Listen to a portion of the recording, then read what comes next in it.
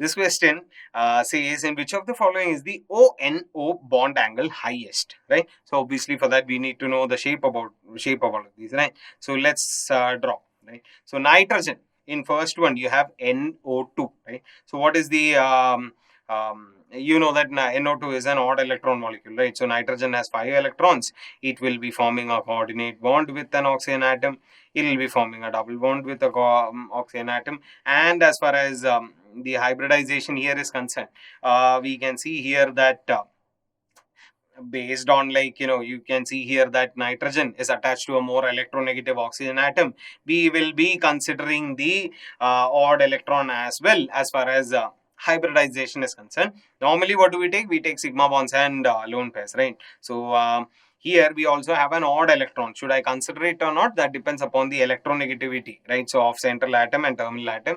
So terminal atom is more electronegative than the central atom, nitrogen. So here we will be seeing that we have to take into consideration the basically what is happening is that the other electrons are like being pulled away by oxygen, elongating them, increasing their B character and all. There are many ways to look at it, but yeah, point is that we end up seeing that this lone pair will be considered, and as far as this shape is concerned, we can say that this will kind of become a bent shaped molecule, right?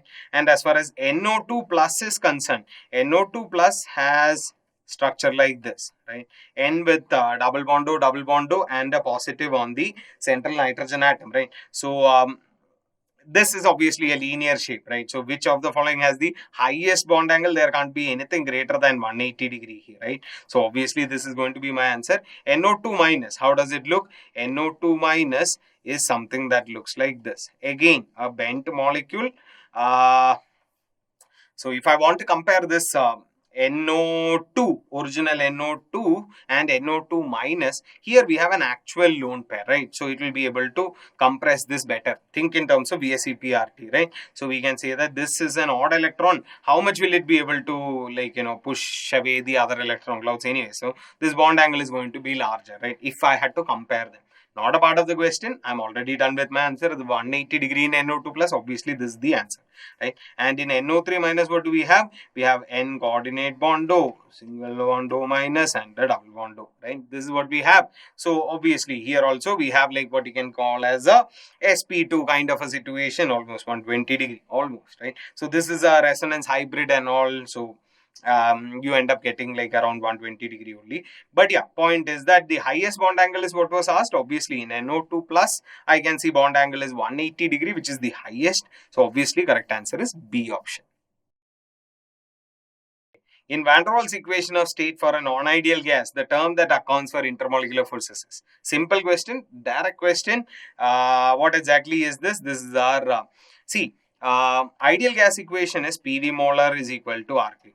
Or we can write PV equal to NRT. PV equal to NRT, bring the N to the other side, we'll get P into V by N is equal to RT. V by N is what you call as molar volume, volume of 1 mole of gas, right? So PV molar is equal to RT, right? This was the ideal gas equation. We said, okay, ideal gas molecules have no attraction or repulsion between each other, so there will be no impact on the pressure. But as far as a real gas molecule is concerned, what we say is, consider a real gas molecule which is inside. Real gases have attraction repulsion between them. When they come very close to each other, they can even repel each other, right? If they come closer than their van der Waals radius, right? So double the van der Waals radius rather. If they come really close to each other, they can repel each other. But yeah, they can also attract each other, right? So when a particle is inside, somewhere inside the box, we know that it is experiencing forces from all sides. Net force can be assumed to be 0, right? But just before collision, this is where I am measuring the pressure, right? What is pressure for me? Force acting per unit area on the wall due to collision of the particles with the walls, right?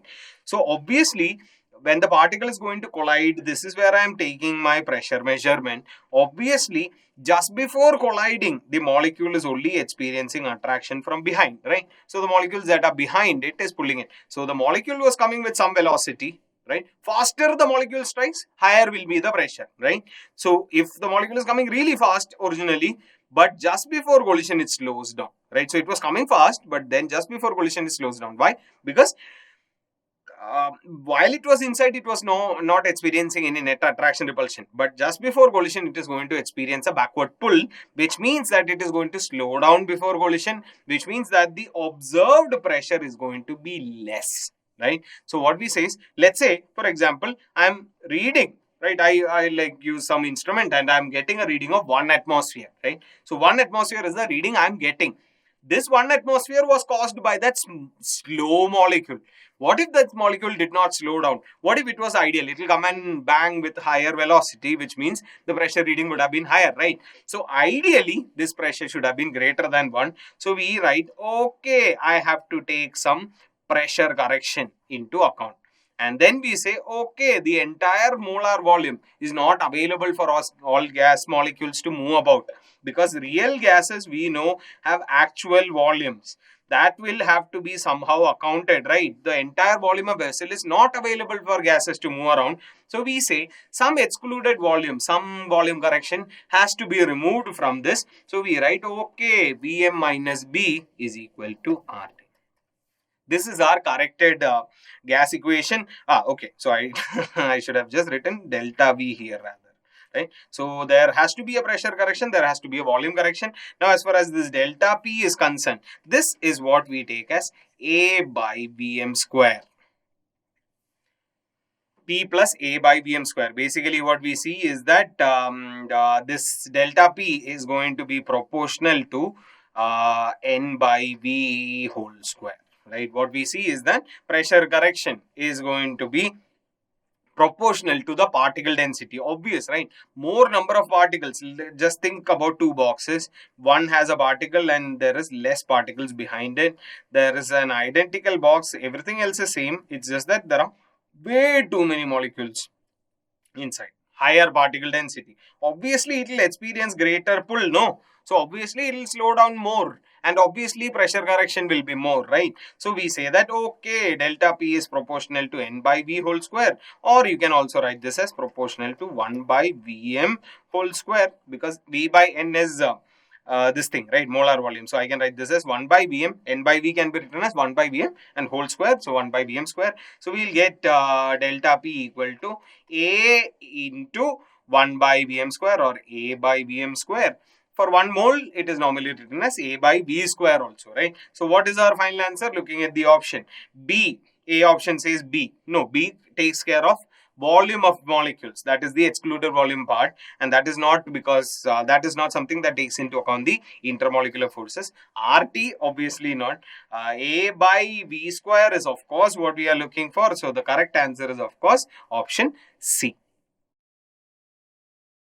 Okay, this question says 1 mole of CaC2, Al4C3, calcium carbide, aluminum carbide and magnesium carbide react with H2O in separate open flasks at 25 degrees C. The numerical value of work done by the system is in the order. Reactions are given to us. So what is happening here is CaC2 is reacting with 2H2O. CaC2 is in solid phase, H2O liquid. We are getting COH twice, which is solid, not very soluble, right? Calcium hydroxide. And we have C2H2, right? So C2H2 is gas, acetylene. Al4C3 on reaction with 12H2O is giving me 4 moles of aluminum hydroxide and 3 moles of methane. Okay. And Mg2C3 is giving me on reaction with 4H2, it is giving me 2 MgOH twice solid, and I'm getting propine. The CH3, C triple bond CH is your propine, second alkyne, right?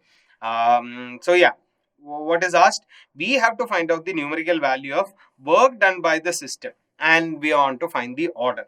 Now, these are 3 reactions that are happening, right? So, as far as the work done by the system, right? Normally, when we are looking at work, we say that it is supposed to be minus P external dV integration, right? So, when we are looking at minus P external dV integration, because P external is constant, right? Open flask at 25 degrees C. So, it is open to atmosphere. So, obviously, P external is 1 atmosphere. So, P external is constant, will come out minus 1 atmosphere into integral dV, which is delta V, right? So, this is going to be the expression for work done. Magnitude wise, I can say that this will be this will be same as same. Yeah, so I can just write this magnitude as 1 atmosphere into delta V, right? So if I get the delta V, I should be able to do this. Now think about this. This has originally solids, liquids and all. Gas is going to be the one that is relevant for us as far as work done is concerned. Why? Because delta V is going to come primarily because of gases, right? Solids and liquids are lying here. There is no much volume change that is going to happen. So obviously gases are the ones that are going to be relevant to us, right? Now think about this. This gas that is coming out will also be at 1 atmosphere, right? So you consider an imaginary boundary here. So we took these substances here inside your water, and you put these substances, the reaction took place, and then the gas that is evolved. In first case we have acetylene, in second we have methane, and third we have propane that is evolved. And obviously they will expand against atmosphere, right? So throughout the process, 1 atmosphere is the external pressure that is happening, and this is an imaginary flexible boundary. Obviously it's not like a football that inside pressure is great and outside pressure is lower, right? So that can't happen. So what we say is that the gas pressure is also going to be 1 atmosphere, right? So what we say is, okay, we have a gas that is coming out. The 1 atmosphere is going to be the pressure of the gas also, right? So it is expanding against 1 atmosphere. It is also at 1 atmosphere. Atmosphere P external is also constant, 1 atmosphere. Delta V, right? What can we say about this delta V now? So what we are doing is basically pressure of gas into volume of gas. Do you see this?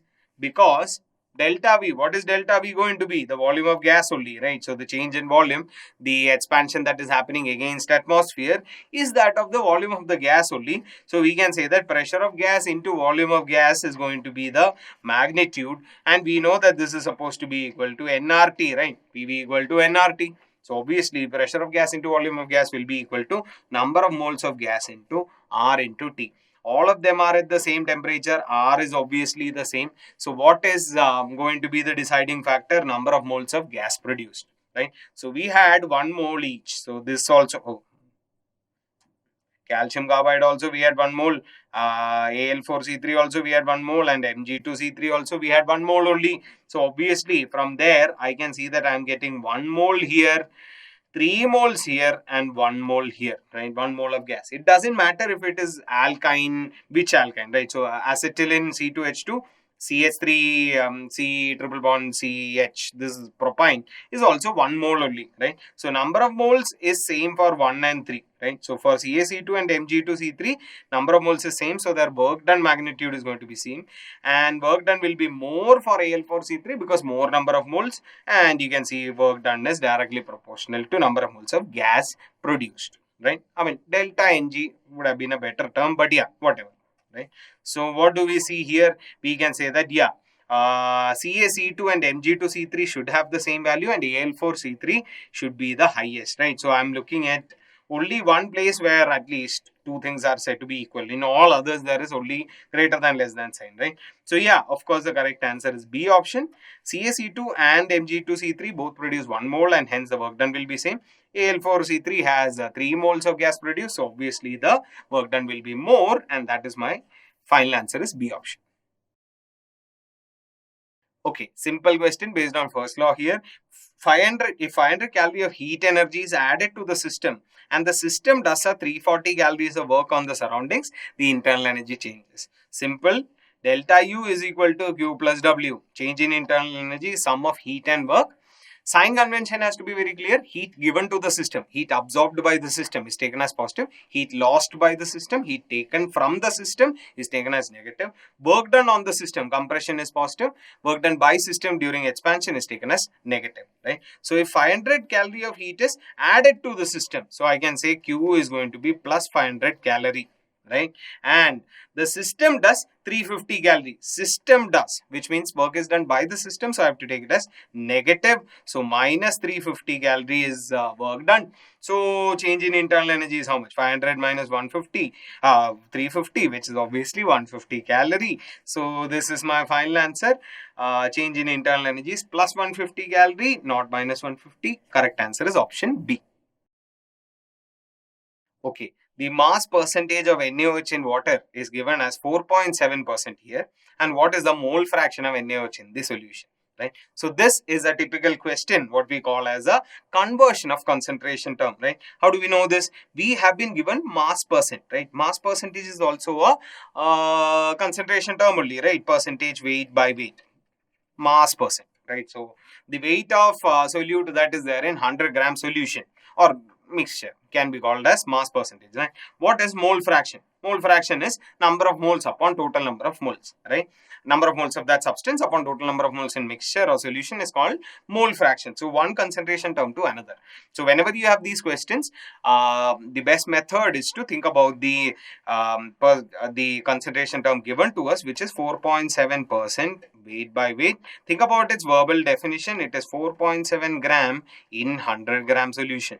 Whichever concentration term you take, there is always going to be some standard size or measure that will be spoken about there, right? So, for example, here we are speaking about weight of solute in 100 gram solution, right? So, this is what we will assume to be what we have, right? Let's say, for example, if you are given, let's say, molarity. Molarity is number of moles present in 1 liter solution. Again, a standard sample size is taken, 1 liter solution. Assume 1 liter solution is what we have. To start the question, this is the first thing that you need to do. Let's say molality was given. So it will say definition is number of moles present in 1 kg solvent. What will you assume? 1 kg solvent is what I have, right? So whatever term comes up, whatever sample size comes up in your definition of concentration term, assume that is exactly what you have. That means we have 4.7 gram NaOH present in 100 gram solution, which is water plus NaOH, right? So in NaOH and water, right? So what does that tell you? The remaining 100 minus 4.7, which is how much? 95.3, right? 95.3 gram will be that of water. Now, what is asked? This we have assumed this is what we have. Now, can I find, write down the formula for what is asked? So, mole fraction of NaOH is what is asked. NaOH mole fraction is going to be number of moles of NaOH divided by number of moles of NaOH plus number of moles of water, right? So, do we know the number of moles right now? No. We know the weight of solute as well as the solution, right? So, in my sample that I've considered, because 100 gram is appearing in the definition. So, I'll write, okay. So, but I know that number of moles is given by weight divided by molar mass. NaOH 23, 16, 1, right? So, the total is 40 grams per mole, right? So, we can say, okay, number of moles of NaOH will be equal to 4.7 by 40. Not a very good number, but manageable, right? And number of moles of water, what can you say? Same story, weight divided by molar mass, 95.3, right? 100 minus 4.7. 95.3 is, 95.3, true. So 95.3 is the weight of your water and 18 is the molar mass of water. So 95.3 divided by 18 is going to be your number of moles of water. Simple question now. So we just have to substitute these values. Of course, does it make sense to simplify this and write a simple value? Maybe, right? So 4.7 divided by 40 is 0.47 divided by 4, which is 0.1175. Yeah. So 0.1, then 7, and then 5. Yeah. 0.1175 divided by 0.1175 plus 95.3 divided by 18. 18 into 5 is 50 plus 40, 90. Then you have 5 point something, right? 5.3 divided by 18. 5.3 by 18. If this was 5.4, this would have been exactly 0.3. Wow, right? So if it was 5.4 by 18, 54 is 18 into 3, right? So 5.4 by 18 is 0.3. So this is 5.3.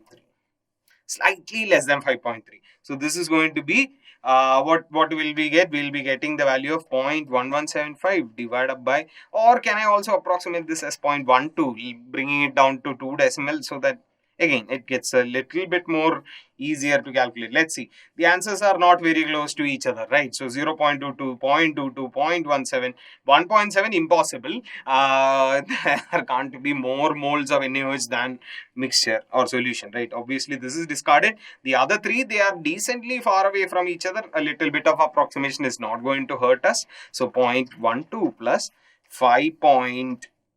Let's say 28. Why did I make it 5.28? I don't know. This is 5.28. I'm just reducing it because I just saw this 0.12 and I got enticed into doing this, right? So this will be how much? 0.12 divided by 5.4, right? Yeah, so slightly less than, yeah, 0.2 by 18 is how much? Roughly around 1 by 100, 0.01. Yeah, so maybe 5.29 is what I'm going to get, but this will work, still work. 0.12 divided by 5.4 is my answer. So I can see both are divisible by 6, right? So I can write this as 12 by 540 and then divide by 6 and get 2 by 90. So 2 by 90. 1 by 9 is what? Point. Yeah, so 2 by 9 is going to be 0. 2 by 90 is going to be slightly less than 0.02, right? So this will be around 0, slightly greater than 0.02 in fact, right? So 2 by 100 is 0.02. So if I reduce the denominator, the answer will increase, right? So this should be slightly greater than 0.02, and I can see the only answer that is matching is 0.022, which is obviously option A.